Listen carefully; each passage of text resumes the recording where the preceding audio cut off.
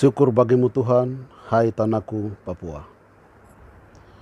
Selamat siang kepada seluruh rakyat bangsa Papua dan yang terlebih khusus kepada seluruh pekerja hak asasi manusia Papua, LSM, non-government organization yang terus secara konsisten menyuarakan kebenaran terhadap perjuangan bangsa Papua dari Papua Barat, Indonesia dan juga Perserikatan Bangsa-Bangsa.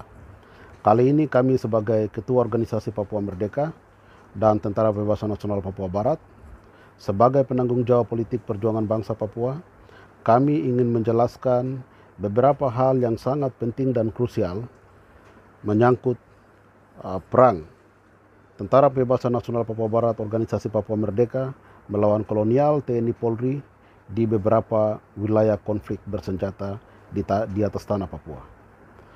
Baik, pada intinya Tentara Pembebasan Nasional Papua Barat mengimplementasikan 3 hukum perang. Hukum perang pertama sejak Tentara Pembebasan Nasional Papua Barat lahir berdasarkan mandataris rakyat Papua Barat di dalam Konstitusi 1 Juli 71. Terbentuknya Tentara Pembebasan Nasional Papua Barat sebagai satu-satunya tentara untuk mengusir penjajah dan kolonial di atas tanah Papua yang telah diputuskan berdasarkan Konstitusi 1 Juli 71 pada tanggal 26 Maret 1973. Saat itu juga Tentara Pembebasan Nasional Papua Barat telah mengimplementasikan Konstitusi 1 Juli sebagai hukum revolusi dalam perjuangan bersenjata dari segi militer, politik, dan juga diplomasi. Selain daripada hukum berdasarkan Konstitusi 1 Juli 71 yang sedang diimplementasikan oleh Tentara Pembebasan Nasional Papua Barat, Organisasi Papua Merdeka, hukum yang kedua adalah secara konsisten TPNPB OPM mengimplementasikan hukum perang internasional yang berlaku bagi seluruh negara-negara di seluruh dunia. Selain daripada hukum perang internasional, Tentara Pembebasan Nasional Papua Barat dan Organisasi Papua Merdeka juga mengimplementasikan hukum Tuhan dalam membela hak dan martabat bangsa Papua, di mana tanah Papua adalah tanah yang diciptakan oleh Tuhan, yang diberikan kepada rakyat Papua sebagai tuan di atas tanahnya sendiri.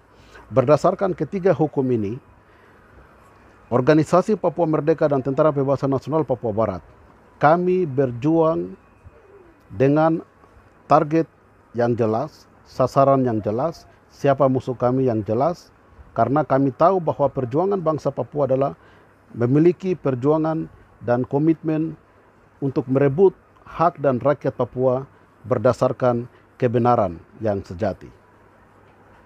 Baik, maka itu dalam implementasi perang TPNPB di atas tanah Papua di beberapa daerah konflik, TPNPB tidak akan pernah melawan masyarakat sipil non-Papua ataupun orang Papua yang dimana tidak ada indikasi bahwa orang itu bergabung bersama musuh TPNPB untuk kembali melawan TPNPB.